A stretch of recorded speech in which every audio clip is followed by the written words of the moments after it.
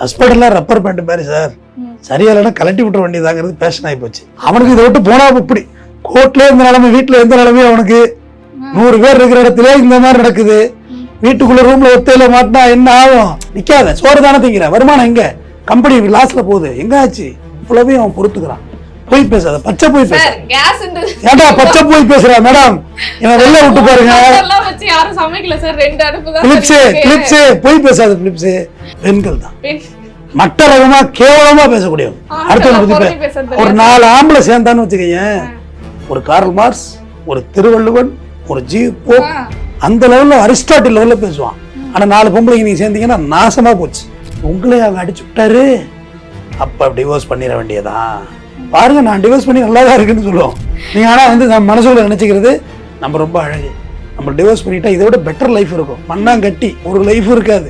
பைத்தியம் அங்க இருந்து எங்க அடுத்த மாசம் என் தங்கச்சி கல்யாணம் வருது, 5 பவுன் செய்யணும். மாமா அடிக்க வந்துட்டு கெட்ட வார்த்தை வருமா? கெட்ட வார்த்தை வரை பேசியிருப்பாரு.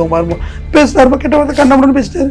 ஒரு வாரம் கெஸ்ட் ஆயிடுச்சு, அந்த 5 நாளைக்கு கும்மி அடிச்சுன்னா வீட்டுல உட்காந்து இங்க அவங்களால குடும்பம் நடத்த முடியாது. பக்கத்துல இருந்துக்கிட்டு வாயில வைக்கிறதுக்குள்ளேயே நல்லா இருக்கா குழம்பு, கண்ணால பார்த்து எந்திரன் சிட்டியா, கண்ணால பார்த்து என்னை மனிதனாக்கியதே இந்த வழக்கறிஞர் தொழில் தாமா. ஜெயிலுக்கு போய் கொலையெல்லாம் செய்யக்கூடாது. ஐயோ உள்ளத்துக்கு கொண்டு போட்டுருவாங்களே, வழிக்கு வந்து காலை உடைச்சு விட்டுரும் போலீஸு, துப்பாக்கி எடுத்து இறக்கிடுவாங்க டப்புன்னு, செய்யக்கூடாது. 4ஆம் துணை நேயர்கள் அனைவருக்கும் வணக்கம். இன்று நம் நிகழ்ச்சியின் சிறப்பு விருந்தினர் வழக்கறிஞர் RS தமிழ்வேந்தன் அவர்கள் இணைந்துள்ளார். வணக்கம் சார். வணக்கம். வழக்கமா நம்ம தமிழ்நாட்டில் பார்த்தீங்கன்னா கல்யாணம் பண்றதுன்றது காலங்காலமா நம்ம வாழணும், அடுத்த தலைமுறையை வந்து நம்ம நல்ல வழியில கொண்டு போகணும் அப்படின்றதுக்காக தான் கல்யாணம் பண்ணுவாங்க. ஆனா இப்போ நடக்கிற கல்யாணங்கள்லாம் பார்த்தீங்கன்னா கல்யாணம் பண்ணிட்டு டிவோர்ஸ் பண்றதே ட்ரெண்டா வச்சிருக்காங்க சார். ட்ரெண்டா வச்சது மட்டும் இல்லாம ஜீவானம்சமா ஒரு காசை கேட்டு குடும்பம் பத்த ஆரம்பிச்சிட்டாங்க சார். ஹஸ்பண்டா இருக்கட்டும், ஒய்ஃபா இருக்கட்டும், அந்த மாதிரி இப்போ ஒரு விஷயம் தான் அரங்கேறி இருக்கு. அதை பத்தி என்ன நினைக்கிறீங்க? அது முழு டீடைல்ஸ் எங்களுக்கு சொல்லுங்க. ஹஸ்பண்டெல்லாம் ரப்பர் பேண்ட் மாதிரி சார், சரியா இல்லைன்னா கலட்டி விட்டுற வேண்டியதாங்கிறது பேஷன் ஆகி போச்சு. என்னது இது பேசுறா அப்படிம்பாரு வடிவேலு. ஆமா சார், இப்போ இதுதான் ட்ரெண்டுன்னு சொல்லுவாங்க. இந்த சம்பவம் பார்த்தீங்கன்னா ஃபேமிலி கோர்ட்டில் நடந்தது தான். இப்போ ஆக்சுவலாக நோ மேரேஜ் நோ டிவோர்ஸுங்கிற மென்டாலிட்டிக்கு பசங்க வந்துட்டானுங்க. கல்யாணமும் வேண்டாம், அவங்க பூசாரித்தனமும் வேண்டாம், உங்க பொங்க சோறு வேண்டாம், நான் பாட்டு அங்கே இருந்துடுறோம் அப்படின்னு. இது டிவோர்ஸ் கேஸ் நடந்திருக்கு கோர்ட்டில். நடந்தோடனே நிறைய ப்ராப்பர்ட்டிலாம் இருந்திருக்கு ஹஸ்பண்டுக்கு. உடனே அந்த லேடியோட லாயர்கிட்ட சொல்லி, அவன்கிட்ட நிறைய காசு இருக்கு, மாதம் ஒரு 6 லட்சம் ரூபாய் எனக்கு ஒரு மெயின்டெனன்ஸாக கொடுக்க சொல்லுங்க அப்படின்னு இருக்கு. மாதம்பட்டி ஜாய்கிர் சொல்ற மாதிரி ஒரு 6 லட்சம் ரூபாய் கொடுக்க சொல்லுங்கன்னு. உடனே வக்கீல் பெட்டிஷன் போடுவாங்க, 6 lakhs மெயின்டெனன்ஸ் பர் மந்த் கொடுங்கன்னு. அது புருஷன் சொல்லியிருக்காரு, பாவமாக மூஞ்சி வச்சுக்கிட்டு என்கிட்ட எந்த சொத்துமே இல்லை அப்படின்னு. கோர்ட்டில் ரொம்ப வேடிக்கையாக இருக்கும். ஃபேமிலி கோர்ட்டில் பயங்கரமாக லப்பது போட்டு கத்திப்பாங்க. குடும்பம் தானே, கோர்ட்டாவது தான், அது அப்படி போயிடுவாங்க. ஏய் உங்கள்கிட்ட தான் ப்ராப்பர்ட்டி இருக்குல்லடா, ஏன்டா போய் சொல்கிற அப்படின்னு. என்கிட்ட ப்ராப்பர்ட்டி இல்லவே இல்லை, இங்கே பாருங்க என் டாக்குமெண்ட் எல்லாம் சொல்லி அவங்க அம்மா பேரில் மாற்றிட்டு இருக்கா எல்லாத்தையும். அவங்க அம்மா பேரில் மாற்றிட்டு இந்த லேடிக்கு செம்ம இரிட்டேட் ஆகிட்டு, நீ பொறுக்கி ஏன் நான் மாத்திரேன், எப்படி மாத்திரேன், உன் பேர்லாம் நான் இருந்து குர்ரா எடுக்கு அப்படின்னு இருக்கு. ஜட்ஜி சொல்லுங்க, ஏமா டிவோர்ஸ் கொடுத்தாச்சு, நீ வெளியே போயிடணும், சத்தம் போடக்கூடாது, இது தனி கேஸு, நீங்கள் வெளில போய் சிவில் சூட் போட்டுக்கணும், இங்கே இருந்து கத்திரிடக்கூடாது, வெளியே போகணுன்னு. இது ஒன்றுமே கத்தி கூப்பாடு போட்டிருக்கு. யார் கண்டுப்பா கோர்ட்டில்? அவங்க வேலையை பார்த்துட்டு போயிட்டு இருப்பாங்க. இது பாட்டு கத்துன்னு கத்தினோன்னு கடைசியாக பார்த்தா இந்த வடிவேலு ஒரு படத்தில் ஆஹா கிளம்பிட்டாயாம்பாங்கல்ல, பாஞ்சு போகுது ஏறல. அந்த வீடியோவை பாருங்க, போய் அடி கோர்ட்லேயே செம்ம சாத்தம் இருக்கு, கட்டி உருள்றாங்க 2 பேரும், யாருமே வெளிக்க விடல. அப்புறம் கடைசியா பையனே சிரிக்கிறான் சார், அவன் அடிக்கிறதுக்கு விவாகரத்து வாங்கியிருக்காங்கன்னா ஒரு சோகம்ன்றது இருக்கும் அவனுக்கு. இதை விட்டு போனா இப்படி கோர்ட்லேயே இந்த நிலைமை, வீட்டுல எந்த நிலைமையும் அவனுக்கு, 100 பேர் இருக்கிற இடத்துல இந்த மாதிரி நடக்குது. வீட்டுக்குள்ள ரூம்ல ஒத்தையில மாட்டினா என்ன ஆகும்? விடுதலை கிடைச்சிருச்சு. ஆமா, வடிவேல் மாட்டு வரல, கோவை சரலாட்ட போட்டு பொலன்னு பொழக்கும்ல, சகல என் அடினா என்னன்னு பார்த்தாலும் பொலன்னு பொழக்கும்ல, அந்த மாதிரி பொழந்திருக்கும் போல இருக்கு. தப்பிச்சு படிச்சு ஒரு வாரம் விலைக்கு விட்டாங்க. இருக்கா இந்த மூளைக்கு மெயின்டெனன்ஸ் கிடைக்கல, ஊர் ஓடி இவங்க வீடியோ எடுத்ததுதான் மிச்சமா கிடைச்சிருக்கு. அந்த கோர்ட்ல எல்லாரும் வீடியோ எடுக்கிறாங்க, இது அடிக்கிறது பார்த்து. யாருமே தடுக்கல அந்த இடத்துல, எல்லாருமே ஃபேமிலி விஷயத்தை போய் யாருமா தடுப்பா? 4-5 லாயர்ஸ் தான் தடுத்து விட்டாங்க. ஏன்னா ஒரு பொது இடத்துல நடக்குதுன்னா நம்ம அதை போய் தடுக்கிறதுக்கு லாயர்ஸ் அப்புறம் கோர்ட் போலீஸ் தான் தடுத்து விட்டாங்க. இந்த மாதிரி ஜீவானம்சம்ன்றது இதை எப்படி பார்க்கலாம் சார்? இப்போ வரைக்குமே இதுக்காகவே வந்து பல பேர் திட்டமிட்டு சதி பண்றாங்களா? இந்த ஜீவானம்சங்கிறது வாழ்வாதாரத்தை கொடுத்தது. இப்போ நீங்க இன்னொரு கல்யாணம் பண்ணிக்கிற வரையும் உங்களுக்கு ஜீவானம்சம் கொடுப்பாங்க, இன்னொரு கல்யாணம் பண்ணிட்டா ஜீவானம்சம் கொடுக்க மாட்டாங்க. அல்லது அந்த பையனுக்கு 21 வயசு வரையும் கொடுப்பாங்க. இது வந்து ஜென்ரலாக இருந்த லா தான். அப்புறம் 18 வயசாக மாறினுச்சு, அப்புறம் கல்லூரி படிப்பாக மாறினுச்சு. ஆனால் இன்னொரு கல்யாணம் பண்ணிட்டு ஸ்டாப் பண்ணிடுவாங்க உங்களுக்கு கொடுக்குற ஜீவனாம்சம் மெயின்டெனன்ஸு. ஆனால் ஆக்சுவலாக மாதம்பட்டி கேஸ்லேயே உங்களுக்கு தெரியும் 6 லட்ச ரூபா ஜீவனாம்சம் கேட்டாங்க. அது மெயின்டைன் பண்ணி ஆகாது, ஏன்னா அவங்க லீகல் ஒய்ஃப் கிடையாது. அதுல் சுபாஷ்னு ஒருத்தர் தற்கொலை பண்ணிக்கிட்டான் தெரியுமா பெங்களூரில். அவங்க பொண்டாட்டி எல்லாம் சேர்ந்து டார்ச்சர் பண்ணி வாரத்துக்கு ஒரு வாய்தா போட்டு, ஹரியானாவுக்கு இங்கே வாய்தா போட்டு கடைசியாக ட்ரம்ப்பு, எலான் மாஸ்கி, மோடிக்கெல்லாம் டேக் பண்ணிட்டு மெயில் எக்ஸ் வலைதளத்தில் டேக் பண்ணிட்டு சூசைட் பண்ணிட்டான். மெயின்டெனன்ஸ் கொடுக்க முடியலன்னு. ஸோ மெயின்டெனன்ஸுங்கிறது இப்படி ஒரு பிரச்சனை இருக்குது. ஒரிஜினலாக பெண்கள் ஏமாற்றவும் படுறாங்கம்மா, பெண்கள் ஆண்களை பழிவாங்கிறதுக்கான இடமாவும் குடும்ப நல நீதிமன்றத்தை பயன்படுத்துகிறாங்க, மறுக்க இயலாத ஒன்று. இப்போ சுப்ரீம் கோர்ட் ஜட்ஜி கவாய் இருக்காரு, பிஆர் கவாய் ரிட்டையர் ஆனார்ல, இது வந்து எம்இ படிச்சிருந்திருக்கு. மெயின்டெனன்ஸ் கேட்டால் அப்பீல் வந்துருக்கு கிடைச்ச கேஸு. அப்போ கிட்ட என்ன படிச்சிருக்கு, எம்இ படிச்சிருக்குன்னு. உனக்கு பெங்களூர் ஹைதராபாத்தில் நிறைய வேலை இருக்குதுல்ல, புருஷன் தான் காசு கொடுக்கணுமா, போய் வேலைக்கு போய் உழைச்சி சாப்பிட்டு ஓடு விரட்டி விட்டுருக்காரு. லோயர் கோர்ட்டை கொடுத்த காசை வாங்கி ஓடி போன்னு. ஸோ நீதிபதிகளுக்குமே இப்போ அந்த சாஃப்ட் கார்னர் போயிட்டு, லேடிஸ் மேலே உள்ள சாஃப்ட் கார்னர் போயிட்டு நியாயத்தை தான் பார்க்குறாங்க. ஏன்னா சட்டத்தை மிஸ்யூஸ் பண்ணுறாங்கிற பிளானுக்கு வந்துட்டாங்க. இப்போ 6 லட்ச ரூபா ஒரு மாத செலவுக்கு உனக்கு கொடுக்கணும்னா என்ன, எதன் அடிப்படையில் நீ 6 லட்சம் கேட்குறேன்னு ஒன்று இருக்குல்ல, 6 லட்சம் எப்படி கொடுப்பாங்க உனக்கு? ஆமாம், நான் கோடீஸ்வரனாக இருந்தாலும் 6 லட்சம் உனக்கு எதுக்கு நான் மெயின்டெனன்ஸ் கொடுக்கணும்? என் ப்ராப்பர்ட்டி வேல்யூவேஷன் வேறு, உனக்கு 6 லட்சத்துக்கான மெயின்டெனன்ஸ் இருக்கணும். கல்யாணம் பண்ணி அந்த பொண்ணோட வாழ்க்கை பாரு, உனக்கு ஒரு டயாலிசிஸ் பண்ணுற இல்லை மெடிக்கல் ஏதோ எக்ஸ்பென்ஸ் இருக்குது ஒரு 6 lakhsன்னு அது கொடுப்பாங்க. எதுவுமே இல்லாமல் நீ கேட்டாக்க இப்போ டிவோர்ஸ் வந்து 2 டைப்பாக போயிட்டுமா. ஒரு டைப் எப்படின்னா அவோஷன் மீல் அழகாக எடுத்திருப்பாங்க. புருஷமாட்டி டிவோர்ஸ் பண்ணலாம் தப்பு இல்லை, ஆனால் அப்பா அம்மா டிவோர்ஸ் பண்ணுறது தப்புன்னு சொல்லுவாங்கல்ல. டிவோர்ஸ் எப்படின்னா இந்த பொண்ணுக்கு ஆல்ரெடி வேறு ஒரு அஃபேர் இருக்குது, குடும்பத்துக்காண்டி ஒரு கல்யாணத்தை பண்ணி 100 பவுன் 50 பவுன் நகை வந்துருதா, வந்த பிறகு அந்த புருஷனோட வாழ்கிறதே இல்லை, வாழாமல் இருந்து கேம் விளாண்டு மறுபடியும் அந்த பழைய கணவனோட பழைய லவ்வரோட போய் சேருதுங்க. இதுவும் நடக்குது. இப்போ இப்படியும் நடக்குது இல்லை சார், எவன்லாம் பணக்காரனா இருக்கணும் அவனை டார்கெட் பண்ணி அவங்களை கல்யாணம் பண்ற மாதிரி ஆசை வார்த்தைகள் பேசி கல்யாணம் பண்ணி அப்புறம் டிவோர்ஸ் வாங்கிட்டு இந்த ஜீவனாம்சம். ஒரே பொம்பளை எத்தனை பேர் கல்யாணம் பண்ணிருக்கு? கல்யாண ராடின்னு ஒன்று போன வருஷத்துல பேசணும் யூடியூப்ல. அது எனக்கு தெரிஞ்ச பசங்க நிறைய பேர் கல்யாணம் ஆனவங்களாம் போடுறான், என்னை ஒரு முறை லவ் பண்ற மாதிரி ஏமாத்தேன் அப்படின்னு டேக் பண்ணி போடுறானுங்க. அந்த பொண்ணோட போட்டா கல்யாண ராணி நிறைய பேரை மேரேஜ் பண்ணிட்டு போயிட்டுவான். அதுவும் நடக்குது. அதாவது சிறப்பு சட்டங்களை வந்து குடும்ப நல நீதிமன்றங்கள் வந்து ஃபேமிலிக்கு லேடிஸுக்கு ரொம்ப ஃபேவராக இருந்துச்சு, ஆனால் இப்போ இல்லை, நடுநிலைக்கு வந்துட்டாங்க. யார் ஒரிஜினலாக பாதிச்சிருக்காங்கிறத கண்டுபிடிச்சிட்டாங்க, அந்த லூப் போல் எடுத்துடுறாங்க. கேட்ட வார்த்தத்தில் எப்படி மெயின்டெனன்ஸ் கொடுப்பாங்க உனக்கு? அது லாஜிக் வேணும்ல அந்த கேஸில். இதையும் வந்து பணம் சம்பாதிக்கிற ஒரு முறையாக தான் பார்க்குறீங்களா? ஒரு பிஸ்னஸ் மாதிரி தான் இதை பண்ணிட்டு இருக்காங்களா பெண்கள்லாம்? இல்லை எல்லாமே ரிவெஞ்ச் மென்டாலிட்டி, ரெட்டாலியூஷன் தான் ரிவெஞ்ச். யாருக்கு வீட்டில் ஒன்று என்ன பண்ணுற மாதிரிங்கிற மென்டாலிட்டிக்கு பொண்ணுங்க வந்துட்டுங்கிறதா நான் நினைக்கிறேன். கெட்ட பசங்களும் இருக்கானுங்கம்மா, குடிச்சிக்கிட்டு வீட்டுக்கு ₹1 சம்பாரிச்சு கொடுக்காத வச்சுட்டு நீ எப்படி குடும்பம் நடத்துவ சொல்லு? 24 hours போதையில் இருப்பான், உன் ₹1 குடும்பம் நடத்த காசு சாப்பாட்டு கொடுக்க மாட்டான், அவனோட நீ எப்படி வாழ்வ? ஒருவேளை சோறு வீட்டில் சாப்பிட மாட்டான், குடிகாரனோட குடும்பம் தூக்கி போட்டு உடைப்பான் சாப்பாடை, அப்புறம் எப்படி அந்த ஃபேமிலி வாழணும்னு நான் கேட்குறேன். ஃபேமிலி வாழணும் இல்லை, அதுக்கு வந்து காசு வேணும் இல்லை. அப்படிப்பட்ட கணவனுக்கு வந்து பெண்களுக்கு ஆதரவாக தான் நம்ம நிற்க முடியும். ஆனால் அதே மாதிரி இதுக்கு அப்படியே கோயில் மாடு மாதிரி சுற்றி வரும் பொண்ணுங்க, அதுக்கு ஒருத்தன் உழைச்சாந்து கொட்டிக்கிட்டே இருப்பானா? அதுவும் தப்பு தானே. குடும்பங்கிறது ஒரு பாண்டிங்மா, ஒரு பெரிய ஒரு பாண்டு. அது எப்படி சொல்கிறது, ஒன்று ரெட்டை மாட்டு வண்டி மாதிரி 2 மாடு ஒழுங்காக பேலன்ஸ் பண்ணி இழுக்கணும். அந்த மாடு நடக்கட்டும், நம்ம மெதுவாக நடப்போம்னா வண்டி ஓடாதுல்ல, அந்த மாடு நம்ம ஹேண்டில் பண்ணணும். இது ஒரு பெரிய பாண்டிங். நான் அடிக்கடி ஃபேமிலி விஷயத்தில் சொல்கிறது அதுதான். இதில் எல்லாத்துலேயும் காம்ப்ரமைஸ் பண்ணி தான் வாழ்ந்தாகணும். ஆனால் இப்போ இருக்க அந்த பெண்களுக்கு, இப்போ இருக்க இளைஞர்களுக்குலாம் வந்து அந்த மென்டாலிட்டி இல்லையே சார். இப்போ வந்து ஈகோ தான் நிறைய இருக்குது. சண்டையா அவ்வளோதான், எனக்கு தேவையில்லை, வேற ஒருத்தையை பார்த்துக்கிறேன், வேற ஒருத்தனை பார்த்துக்கிறேன், அந்த ஈகோ கிளாஸ் தான் நிறைய. நான் பாவம் பொருளாதுன்னு ஒரு படம் வந்துச்சு, நல்லா இருந்துச்சு, நல்லா எடுத்திருந்தாங்க. உண்மையாக ஈகோ கிளாஸ் தான் ரியாலிட்டி. இது வந்து கார்ல் மார்க்ஸ் அப்படிங்கும். அவனுக்கு கல்யாணத்தை அன்னைக்கு தெரியும் பிரச்சனை வந்துடும். ஏண்டி அன்னைக்கு கார்ல் மார்க்ஸ் ஜிவி போக முடியாது ஃபோட்டோ, அது கூட தெரியல, நீ கொள்கை பேசுறியான்னு செம கிழிச்சிருவாப்புல. சாதாரண விஷயம், சிகரெட் குடிக்கும் அந்த இவன்ட்ட வாங்கி உள்ளே போய் லொக்குன்னு இருமிட்டு தண்ணியை குடிக்கும். உனக்கு சிகரெட் ஒத்துக்காது தானே, அப்புறம் ஏன்டி ஃபெமினிசம்னு சொல்லி ஆண்டி சிகரெட் குடிச்சு உடம்பு போடுறத ஒத்துக்கலையாதுன்னு சொல்லுவார். நல்லா எடுத்துருந்தாங்க அதை.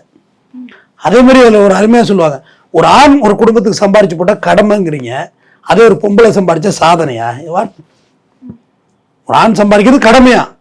ஆண் சம்பாதிக்க மட்டும் தான் செய்யறாரு. பெண்ணுன்றது அந்த வீட்டையும் பார்த்துக்கணும், குடும்பத்துல என்னென்ன நடக்குதுன்னு எல்லாத்தையும் சமாளிக்கணும், வேலைக்கும் போகணும், குழந்தைகளையும் பார்த்துக்கணும்ன்ற இத்தனை பொறுப்பு வருது இல்ல. ஒன்றும் இல்லையே, நான் தான் என் பசங்க நான் தான் ஆண்ன்றது வேலைக்கு நான் வந்து போயிட்டு ஸ்கூல்ல என் பசங்க நான் தான் விடுறேன்.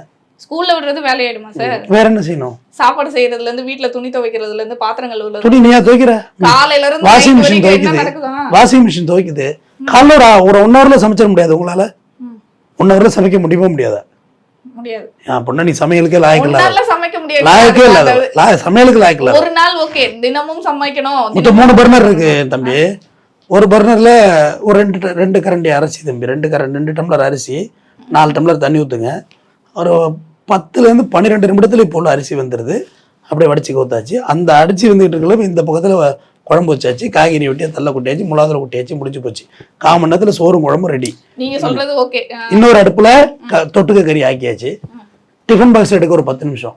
காலையில அதிகபட்சம் 9 மணியை விட உங்க வேலை முடிஞ்சு போகுது. ஹவுஸ் ஒய்ஃபுக்கு சொல்றேன். அதுக்கப்புறம் என்ன செய்வீங்க? துணிமணிலாலே வாஷிங் மிஷினில் போட்டுட்டு வீட்டை பெருக்கி விட்டுட்டு 9:45 10 மணிக்கு வேலை முடிஞ்சிருது. 10 மணி மாடியில் கொண்டு காய போட்டு வந்து குளிச்சு முடிட்டு சாப்பிட்டுட்டேன்னா 10 மணியோட உங்க கேம் ஓவர். இல்ல சார். ஆனா வெளியில வேலைக்கு போற ஒரு ஆணு காலையில 8 மணிக்கு எழுந்தான்னா நைட்டு 8 மணி வரைக்கும் வேலை தான் பாக்குறான் அவன். வெளியில எல்லா தினமும் அவமானங்கள், கம்பெனியில திட்டுவான். மலைமாடு மாதிரி வந்து நிக்கிறியா, எங்கயா டார்கெட், எங்கயா வசூல் எங்கயான்னு கேட்பான். நிக்கணும், நிக்காத, சோறு தானே திங்கிற, வருமானம் எங்க, கம்பெனி லாஸ்ல போகுது, எங்க ஆச்சு, இவ்வளவையும் அவன் பொறுத்துக்கிறான். வயல டிராபிக் சிக்னல்ல 2 பேரும் வம்புழுக்கிறான், அதையும் பொறுத்துக்கிறான். எல்லாத்தையும் பொறுத்துக்கிட்டு வீட்டுக்கு போய் நுழையிற வரைக்கும் தக்காளி பழம் வாங்கிட்டு வா, தேங்காய் வாங்கிட்டு வா, நீ நான் சமைக்கல கொஞ்சம் ஃப்ரைட் ரைஸ் வாங்கிட்டு வந்துரு, இப்படியா வேலை தான் செய்யறான் ஒரு ஆண். நீங்க சொல்றது செட்டில் ஃபேமிலி ஓகே, ஓரளவு நல்ல நிலைமையில இருக்கும். உங்களுக்கு நடுத்தர குடும்பத்துல இப்ப வரைக்கும் அந்த அடுப்புல தான் கஷ்டப்பட்டுட்டு இருக்காங்க. அடுப்பு எங்க இருக்கு? போய் பேசாத, பச்சை போய் பேச. கேஸ் ஏண்டா பச்சை போய் பேசுறா மேடம், என்ன வெளில விட்டு பாருங்க. எல்லாம் வச்சு யாரும் சமைக்கல சார், 2 அடுப்பு தான். பிலிப்ஸ் போய் பேசாத பிலிப்ஸ். நான் சொல்லுவாங்க உண்மையில சொல்ல பாருங்க லாரன்ஸ் மேடம், பச்சை போய் மேடம், பச்சை போய் பேசுறேன். ஏண்டா பச்சை போய் பேசுறேன்? வந்து நகர வாழ்க்கையில இருக்கீங்க சார், கிராம வாழ்க்கை போய் பாருங்க சார், அப்பதான் சார் தெரியும். கிராம வாழ்க்கையில கிராமத்துல எங்க ஊர்ல சிலிண்டர் எல்லார் வீட்லயும் இருக்குமா? சிலிண்டர் இருக்கு சார். நீங்க சொல்றது 3 பர்னர், அந்த இதுல சாப்பாடு 3 பர்னர் 3 லட்சமா? 3 பர்னர் 3 லட்சமா? 750 ரூபாயில இருந்து அடுப்பு இருக்கு, பட்டர்ஃபிளைல இருக்கு. நான் என்ன சொல்றேன், இதுதான் தப்பு. 10 மணியோட உங்க வேலை முடிஞ்சு போகுது. என்ன சொல்ல போனா கிராமத்துல இன்னும் சுலபம் கிராமத்துல 10 மணியோட வேலை முடிஞ்சிருக்க. ஒண்ணும் இல்ல, மாமியா உட்காந்துருக்கா, கத்திரிக்காய் வெட்டி போடுது, கொண்டு போய் அது அள்ளி சொரக்கு அந்த எண்ணெயில போடுறதோட வேலை முடிஞ்சு போயிடுது. அதை விட்டு ஆனா நகரத்துல அப்படி இல்லை. ஆண் தாங்க ஒரு தாய் மாரி ஒரு குடும்பத்துக்கு செயல்படுறான். ஒருங்கிணைந்த ஆண்கள் சார்பாக இந்த குரலை நான் பதிவு பண்றேன். ஒரு ஆண் அந்த குடும்பத்துக்கு வந்து தேவதை மாதிரி உழைக்கிறான், கஷ்டப்படுறான். ஆனா அப்பங்கிட்ட பிள்ளைகிட்ட என்ன சொல்லி கொடுக்குற? உன் அப்பன் கெட்டவன், உன் அப்பா அவளை பார்த்து பல்லளிக்கிறான், உன் அப்பன் குடிக்கிறான், உன் அப்பன் பொறுக்கி போய வீட்டுக்கு அதை வாங்கிட்டு வர மாட்டான், இப்படி சொல்லி அந்த பிள்ளைங்கள்ட்ட ஒரு ஆணை வந்து கெட்டவனாவே காமிக்கிறீங்க. நான் பதிவு பண்றேன். இல்ல சார், நம்ம யாரையும் குறை சொல்ல முடியாது. அவங்கவுங்க இடத்துல அவங்க வாழ்ந்து பார்த்தாதான் அந்த கஷ்டம்ன்றது. அதேதான் நானும் சொல்றேமா. ஆண்கள் தான் உயர்த்தி, இதுல வந்து பெண்கள் தான். நீங்க எவ்வளவு மட்ட ரகமா பேசக்கூடிய ஆளுங்க தெரியுமா? யாரு? பெண்கள் தான். மட்ட ரகமா கேவலமா பேசக்கூடியவங்க. நாங்க புரணி பேசிட்டு உட்காந்துருக்கோமா? அடுத்த ஒரு 4 ஆம்பளை சேர்ந்தான்னு வச்சுக்கீங்க, ஒரு கார்ல் மார்க்ஸ், ஒரு திருவள்ளுவன், ஒரு போப், அந்த லெவல்ல அரிஸ்டாட்டில் லெவல்ல பேசுவான். ஆனா 4 பொம்பளைங்க நீங்க சேர்ந்தீங்கன்னா நாசமா போச்சு, 4 குடும்பமும் நாசமா வந்துடும். உங்களே அவங்க அடிச்சு விட்டாரு, அப்ப டிவோர்ஸ் பண்ணிட வேண்டியதான். பாருங்க, நான் டிவோர்ஸ் பண்ணி நல்லாதான் இருக்குன்னு சொல்லுவோம், உன்னை தெருவில் எடுத்துட்டு போயிடும். ஏங்க குடும்பம்னா அப்படிதாங்க இருக்கும், போங்க, சும்மா தேவையில்லாம வந்து அனத்திட்டு அப்படின்னு யாரு சொல்றீங்க? நம்மளாம் அப்படி பேசிக்கிறதே இல்லையே. நாங்க அப்படி இல்லை. 4 ஆம்பளைக்கு சேர்ந்தாங்கன்னா அப்படி உயர்வார்த்து பேச்சு பேசுவோம். அப்படி உங்களை சைட் அடிச்சு பேசினா கூட உயர்வாதான் பேசுவோம். அழகா இருக்கு பாரு இந்த பொண்ணு ஒண்ணு. ஆனா நீங்களும் அப்படி இல்லை. நான் அவனை பாரு, ஜொல்லு உத்தராண்டி, அவன் அப்படியே பெரிய ஐஸ்வர் ராயி, இவன் எல்லாம் வந்து கேவலமானவன். உங்களுக்கு ஒரு எண்ணங்கள்ல என்ன தெரியுமா? நாங்களாம் அழகு, அவெல்லாம் கேவலம், என்ன எல்லாரும் பாக்குறாங்க, சைட் அடிக்கிறாங்க. இதெல்லாம் உங்களுக்கு மனநோய் ஆயிட்டீங்க. யாரும் உங்களெல்லாம் பார்க்கல, உங்களெல்லாம் யாரும் பார்க்கல, உங்களெல்லாம் யாரும் திரும்பி கூட பார்க்கல. நீங்க ஆனா வந்து நம்ம மனசுக்குள்ள நினைச்சுக்கிறது நம்ம ரொம்ப அழகு, நம்ம டிவோர்ஸ் பண்ணிட்டா இதை விட பெட்டர் லைஃப் இருக்கும். மண்ணாங்கட்டி ஒரு லைஃப் இருக்காது. இப்ப டிவோர்ஸ் தான் ட்ரெண்டா வச்சுன்னு பாருங்க. ஜீவானம்சம் கேட்டு 2 பேரும் சண்டை போட்டு 2 பேரும் சிரிச்சுட்டு இருக்காங்க. இது ஒரு எவ்வளவு சீரியஸான மேட்டர், ஆனா இது ஒரு ஃபன் மூமெண்ட் மாதிரி அவங்க கொண்டு போயிட்டு இருக்காங்க. ஆமா, கோர்ட்ல பாப்பேன், இந்த கையில அப்பாவோட கையை பிடிச்சிருப்பான் குழந்தை, இந்த கையில அம்மாவோட கையை பிடிச்சிருப்பான் அப்பா, அப்படிப்பா அதுக்குள்ள அம்மா இந்த பக்கம் இருக்கும். 2 பேரும் பிரிஞ்சு போய் 2 கார்ல ஏறி போறாங்கம்மா. இந்த புள்ள அப்படியே நிக்குது. நல்லவேளை உங்களுக்கு எந்த குழந்தை, தாத்தா பாட்டி இருந்தா அழைச்சிட்டு போய் வளர்க்குறாங்க. தாத்தா பாட்டி தான் பாத இடத்துல பிள்ளைங்க வளர்க்குறாங்க. நம்மளுடைய சுகத்துக்காக, நம்மளுடைய ஆசை பாசத்துக்காக பிள்ளைங்களை நடுரோட்டில் எப்படிமா விடுறது? எல்லாருக்கும் எல்லா தேவைகளும், எல்லாருக்கும் எல்லா பிடித்தங்களும் எல்லாமே பிடிக்கும். இல்லைன்னு யார் சொல்றது? பிறந்திருக்கிறதே அதுக்கு தானே, பிடிக்கதான் செய்யும். இன்னும் சொல்ல போனால் தான் மொட்டையை விட அடுத்தவங்க மொட்டையை பார்த்தா ஆம்பளைக்கு நல்லா தான் இருக்கும். இது இயற்கை தானே. அவங்க அது அர்ச்சனை தான் சொன்னாங்க. நல்லா இருக்கும் மீன்ஸ் எப்படி இந்த நம்ம மாதிரி இந்த மாதிரி நம்ம பொண்டாட்டி இல்லையாப்பா அந்த மாதிரியா? இல்லை அப்படி இல்லை, அது ஒரு மாதிரி பிடிக்கும், ஃபேண்டஸியாக தெரியும். இந்த அர்ச்சனை தான் சொன்னிச்சு. அடுத்தவங்க மொட்டையை பார்த்தா ஹாய் மேம், அவை மேம் அப்படின்னு பேசுகிறான் புருஷன். நம்மள்ட்ட வந்து என்ன அப்படின்றான்னு. அதேமாதிரி நீங்கள் வச்ச சாம்பார் ரொம்ப இந்த கருமத்தை தான் நான் வடிச்சு கொட்டுறேன், ஒரு நாள் 4 பாராட்டலன்னு. அது ஒரு ஈர்ப்புமா, அது ஒரு ஃபேண்டசி. பட் அதை நினச்சி வாழ முடியாதுன்னு சொல்ல வரும். நான் ரொம்ப யதார்த்தத்தை பேசுகிறேன், யதார்த்தத்தை மீறி நான் பேச மாட்டேன். இது ரொம்ப யதார்த்தம். அது இப்போ உங்களை ஒன்றை விட ஒன்று பெஸ்ட்டாக தெரிஞ்சுக்கிட்டு தான் இருக்கும் இந்த உலகத்தில். அதுக்கு ஒரு எண்டே இல்லை, அதுக்கு எண்டே கிடையாது. அது சக்ஸஸ் மாரி, அதுக்கு ஏது எண்டு? மகிழ்ச்சிங்கிறது நம்ம மனசில் இருக்குது. செம்புல பயல் நீர் போல அன்புடன் நெஞ்சம் தாம் கலந்தினவை குறுந்தொகையில் இருக்குது, போய் படித்து பாருதெல்லாம். யாது மாது என்றாகின்னு ஒரு பாட்டு ஆரம்பிக்கும். வள்ளுவனை படிங்க, அது அவ்வளோ அழகாக இருக்கும் வள்ளுவனுடைய எழுத்துக்கள். அதாவது அரண் என்பது இல்வாழ்க்கையில் பிறன் பழிப்பை இல்லாது நன்றுங்கிறான் வள்ளுவன். நல்ல குரல் சொல்லிட்டேன், அட்டகாசமான குரல். நான் என்ன குரல் சொல்கிறேன்னு யோசிச்சேன். இல்வாழ்க்கைங்கிறது அடுத்தவன் பழிக்கிற மாதிரி இருக்கக்கூடாதுங்கிறான். அது அரண் என்பது இல்வாழ்க்கையில் பிறன் பழிப்பு இல்லாது நன்று. பிறன்னா அடுத்தவன், பழிப்பு இல்லாது நன்று. அடுத்தவன் பழிக்கிற மாதிரி வாழ்ந்துடாதுன்னு சொல்கிறான் வள்ளுவன்.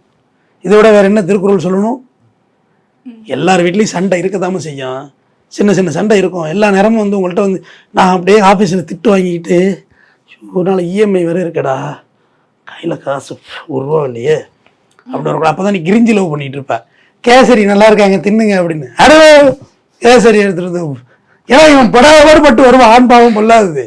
நாளைக்கு எங்கே போகிறது? கடன் கட்டணும், ஸ்கூல் ஃபீஸ் கட்டணும், கார் இஎம்ஐ கட்டணும், வாடகை.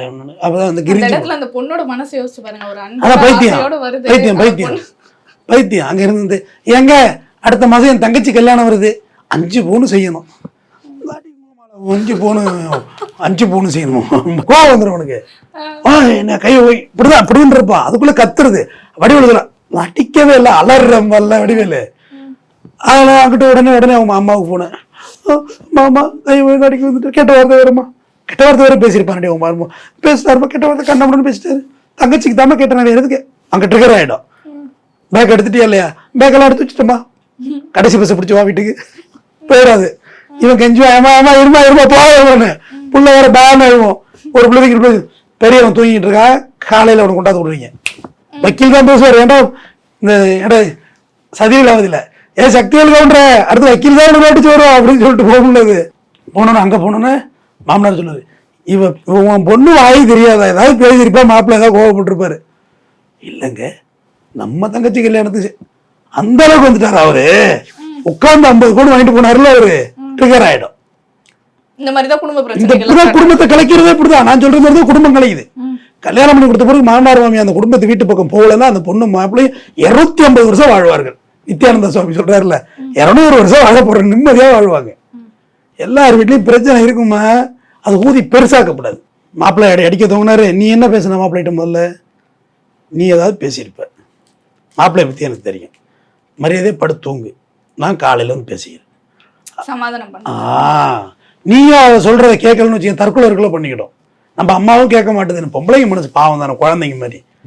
அதான் ஏய் நான் பேசிக்கிறேன், நீ கவனம் போய் ரூம்ல பாடு, சாப்பிட்டியா இல்லையாடி, சாப்பிட்டு போய் பாடு, காலைல பேசிக்கும் அப்படின்னு சொல்லிட்டு காலையில பேசிக்கலாம். ஆனா இங்க அப்படியே இல்லை, எழுப்பி வச்சு சண்டை போடுறது புருஷனை. அவன் தூங்குறான்னு போர்வை பத்திட்டு எழுமுடா முதல்ல, சண்டை போட்டுக்கிட்டு இருக்க, உனக்கு என்னடா தூக்க வேண்டியிருக்கு, எழுமுடா முதல்ல. அப்படி எப்படி வாழ்வான் அவனோட? பைத்தியம் கிடையலா, வாழ முடியாது. காலைல பேசிக்கும். எனக்கு தெரிஞ்ச ஆம்பளைங்க எல்லா இடத்துலையும் பொறுத்து தான் போறான், காலைல பேசிக்கொண்டு படுத்துடுறான். கெம்பி கிளறது, கிளறி அவனை வம்பிழுத்து தங்கச்சி வர்றாங்கிறது, தங்கச்சிக்கு ஆட்டுக்கறியடா மாட்டுக்கறியடாங்கிறது. அவன்கிட்ட எங்க இருக்கு காசு? முதல்ல நகரத்து வாழ்க்கைக்கு விருந்தாடியே போகக்கூடாது தெரியுமா? அவங்க குடும்பத்தை ரொம்ப வகுத்து வாழ்ந்துகிட்டு இருக்காங்க. ஒரு 2 நாள் நீ கூட உட்காந்து சாப்பிட்டா இங்க வாழ முடியாது அவங்களால. விளங்குதான் விளங்கல நான் சொல்றது? ஒரு வாரம் கெஸ்ட் ஆயிடுச்சு, அந்த 5 நாளைக்கு கும்மி அடிச்சுன்னா வீட்டுல உட்காந்து இங்க அவங்களால குடும்பம் நடத்த முடியாது. அவ்வளவு திட்டமிட்ட வாழ்வியல் இருக்கும். ஒரு 50% குடும்பம் அப்படி வாழ்றாங்கம்மா. பட்ஜெட் இல்ல, அது பாவத்துக்குரிய பட்ஜெட். அது வறுமை விளிம்பு நிலையில வாழ்றாங்க. உண்மையாக நாமளே யார்கிட்டும் போகிறதெல்லாம் கிடையாது. நம்ம ஒரு இப்போ எங்கள் வீட்டில் வந்து 10 நாள் நீ ஒரு கெஸ்ட் இருக்காங்க தாக்கு பிடிக்கிறேன்னா அதே அவங்க வீட்டில் போய் நாங்கள் இருக்க முடியுமானா முடியாது, அது தாங்க முடியாது. கிராமத்தில் இருக்கலாமா, வாஸ்டான பிளேஸு, சுற்றிக்கிட்டு இன்னொரு இடத்துல படுத்துக்கிட்டு தூங்கிக்கிட்டு இருந்துடலாம். நகரத்தில் முடியாது, நகர வாழ்க்கை வந்து என்டையர் வேறு. அப்போ ஒரே பையனுக்கும் சொல்கிறேன், ஊரா முட்டை பொண்ணு வந்திருக்கு, குடிச்சு போட்டு அடிக்காத, பாவம் தானே அது, அது எங்கே போகும்? 4 பேர் இருக்குள்ள பொது இடத்துல அது மரியாதை குறையிற மாதிரி நடந்துக்காத, கண்ணியம் குறைவா, உயர்வாக சொல்லுவோம் மனைவியை. நல்லா சமைப்பாள என் ஒய்ஃபு, நல்லா சமைப்பான்னு சொல்லு, உயர்வாக சொல்லு. இல்லைங்க குடும்ப தேவை தாங்க பார்த்துக்கிறேன். அந்த அந்த மாரி நீ 1000 பவுன் வாங்கி போடுறது முக்கியம் இல்லைம்மா. ஏய் உன் கையால் ஒரு காப்பி குடித்தா நல்லா இருக்கும் போடுறது போனேன் அப்படி சொன்னால் உடனே அந்த காப்பி அதுக்கு படுக்கையாளமாக இருக்கும், கைனி தண்ணி மாதிரி தான் இருக்கும், மாடு குடிக்காது. அந்த அன்புல கொடுக்கும்போது அமிர்தம் மண்ணாங்கட்டி எவ்வளோ இருக்கும், கைனி தண்ணி மாதிரி தான் இருக்கும். அது எப்படி மாட்டு மூத்திரம் மாதிரி தான் இருக்கும், அது எப்படி அமிர்தம் மாறும். குடிச்சிட்டு நல்லா இருக்குன்னு சொல்லிட வேண்டியது. சமைச்சு சாப்பிடக்குள்ள பக்கத்துலேயே இருந்துக்கிட்டு வாயில் வைக்கிறதுக்குள்ளேயே நல்லா இருக்கா குழம்பு, கண்ணால் பார்த்துட்டு எந்திரன் சிட்டியா, கண்ணால் பார்த்து வாயில் வச்சிடறேனம்மா, வாயில் வச்சுட்டு நல்லா இருக்கு, அருமையாக இருக்கு. இந்த பாராட்டுதல், கணவன் மனைவி ஒரு பாராட்டிக்கணும். நம்மளை யாருமே பாராட்ட போகிறா, சட்டையெல்லாம் போட்டு கண்ணாடி பார்த்துட்டு கூலிங் கிளாஸ் போட்டு இப்படி போட்டு நல்லா இருக்கா அப்படின்னு கேட்டா அம்மா பஃபன் மாரி இருக்கு அப்படின்னு நமக்கு எப்படி இருக்கும்? சூப்பராக இருக்கு, ரஜினிகாந்த் மாதிரியே இருக்கீங்க, தகன்னு எம்ஜிஆர் மாதிரி இருக்கீங்கன்னா நல்லா இருக்கும்ல. ஆமா அது மாதிரி அது ஒரு பட்டுப்புடவை கட்டிட்டு வரும். அது எப்போ ஆதாமேவளோட மூத்த புடவை இறக்கும் அது, இந்த டிசைனு அந்த ஒரு படத்துல பொல்லாதவன்ல அவன் எடுக்கிறதுல அந்த டிசைன் எடுத்து விட கலர் அடிது கலராது. அவன் என்னையே பார்த்தா ஆமா இந்த கலரையும் எடுக்கிறாள் ஒருத்தின்னு பார்ப்பாரு, தனு சொல்லி வரல. அப்புறம் மூஞ்சி அப்செட் ஆகிடும், சரி பரவாயில்ல அதை எடுத்துடுவான்னு சொல்லுவார்ல. இந்த அப்செட் அது அந்த அப்செட் நிலைமைக்கு போகக்கூடாது குடும்பம்னு சொல்கிறேன். இது நான் சொல்கிறது பூமரா தெரியும், கண்டிப்பாக இந்த பார்க்குற 2K கிட்ஸுக்கு இப்படி ஒரு பூமராடா இவன் தோணும். நான்லாம் பூமரெலாம் கிடையாதுடா, நான்லாம் பயங்கர அட்வான்ஸானால. ஆனால் வாழ்வதற்கான வாழ்வியலை சொல்லித்தரேன். தினமும் குடும்ப நல நீதிமன்றம் என்னை மனிதனாக்கியதே அந்த வழக்கறிஞர் தொழில் தாம்மா. ஜெயிலுக்கு போய் கொலையெல்லாம் செய்யக்கூடாது, ஐயோ உள்ளத்துக்கு கொண்டு போட்டுருவாங்களே, வழிக்கு வந்து காலை உடைச்சுட்ரும் போலீஸு, துப்பாக்கி எடுத்து இறக்கிடுவாங்க டப்புன்னு, செய்யக்கூடாது. குடும்பம்னா இப்படிதான் இருக்கும். ஒரு வாரம் சண்டை நடக்கும், ஒரு வாரம் சேர்ந்துருப்போம். ஒரு டூர் ஆரம்பிச்சோம்னா டூர்லேருந்து முடிகிற வரைக்கும் ஏதாச்சும் வாங்கி கேட்டுகிட்டே தான் இருப்பாங்க. அந்த பச்சை வாங்கலை, அந்த வடையை வாங்கலை, நான் அந்த கடையில் நிப்பாட்டுக்கலை, எல்லாத்தையும் சகிச்சு தான் வாழும். மிகப்பெரிய சகிப்புத்தன்மை வேணும் வாழ்வதற்கு. பிரியறதுக்கு எதுவுமே வேண்டியது இல்லைம்மா, வெறுப்புணர்ச்சி மட்டுமே போதும் பிரியறதுக்கு. ஆனால் வாழ்றதுக்கு சகிப்புத்தன்மை வேணும். அந்த சகிப்புத்தன்மையை வளர்த்துக்கணும். நான் பயங்கரமான கோபக்காரன், அது என் கூட குளோஸில் உள்ளவங்களுக்கு தெரியும். எவ்வளோ லாஸ் பண்ணிட்டேன் கோபத்தினால. அப்படியே இருந்தேன். இப்போ இந்த கேமரா கூட சம்டைம்ஸ் நான் தொட மாட்டேன், சரி அவள் டோரு கீழே போடுவான். அந்த மாதிரி மனநிலை உடையவன் தான் நான். கோபம் வரும், பயங்கரமாக கோபம் வரும். அப்போ எப்போ நான் என்னை மாற்றிக்கிட்டேன்னா, என் பிஸ்னஸுக்காக தொழிலுக்காக பணத்துக்காக ஒரு கொலை செய்தவர்கள்ட்ட, சமுதாய முரண்பாடுகளை செய்தவர்கள்ட்ட நான் சிரித்து பேசுகிறேன்ல, சிரித்து பேசுகிறேன்னா இல்லையா, முறைச்சி பேசுனா பிஸ்னஸ் இல்லை. யாரே தெரியாதவங்கள்ட்ட, தவறு செய்தவங்கள்ட்ட கூட நான் அனுசரித்து பேசுகிறேன். காரணம் பிஸ்னஸ் பண்ணணும். அப்போ நம்ம அப்பா நம்ம அம்மா கூட பிறந்தவங்க, நமக்காண்டி வாழ வந்தவங்க, நம்மளை நம்பி இந்த உலகில் பிறந்த குழந்தைகள், இவர்கள்ட்ட என்ன முரண்பாடு? எனக்கு முரண்பாடெல்லாம் இருந்திருக்கு ஒரு காலத்தில், ஒரு 10 years 15 years பேக் எல்லாம். ஆனால் இன்னைக்கு அது முரண்பாடே இல்லை. இந்த டிசைன் இப்படி தான் இருக்கும், பாவக்காய் கசக்கத்தானே செய்யாத ஒரு குணமே அதுதானே. அதை அண்டர்ஸ்டாண்ட் பண்ணி பாவக்காட்டை போய் நீ வந்து புளியம்பழம் மாதிரி புளிக்கணும், இல்லை ஸ்வீட்டாக ஏதாவது ஸ்வீட்டு மாதிரி இருக்கணும்னா இருக்காதுல்ல. ஸோ அந்த குணத்தை அப்படியே ஏற்றுக்கங்கன்னு சொல்கிறேன். என்கிட்ட நிறைய தவறுகள் இருக்கும், அதை அப்படியே என் மனைவி ஏற்றுக்கணும். என் மனைவிகிட்ட நிறைய குறைபாடுகள் இருக்கும், அதை அப்படியே நான் ஒத்துக்கணும், உள்வாங்கிக்கணும். அது பிறகு அக்செப்டன்ஸ்ன்னு சொல்லுவாங்க ஆங்கிலத்தில், உள்வாங்கிக்கணும். இப்போ நீ என்னோட நட்பு பாராட்டுறேன், தம்பி என்னோட நட்பாக இருக்கணும், என்னை அப்படியே தான் நீ ஏற்றுக்கணும். இப்போ கரெக்ஷன் பண்ணிட்டு வர்றதுக்கு என்ன பேப்பரை திருத்தி கொடுத்துக்கிட்டு இருக்கோம்? மனுஷனா குறைகள் இருக்குமா? குறை இல்லாத மனுஷனே கிடையாது. Error is humanity, Bernard Shaw. தவறு இருந்தால்தான் மனிதன், தவறு இல்லாட்டியும் மனுஷனே கிடையாதுங்கிறார் பெர்னாட்ஸா. தவறுகளை மறப்போம், மன்னிப்போம். அனைவருக்கும் என்னுடைய வணக்கம்.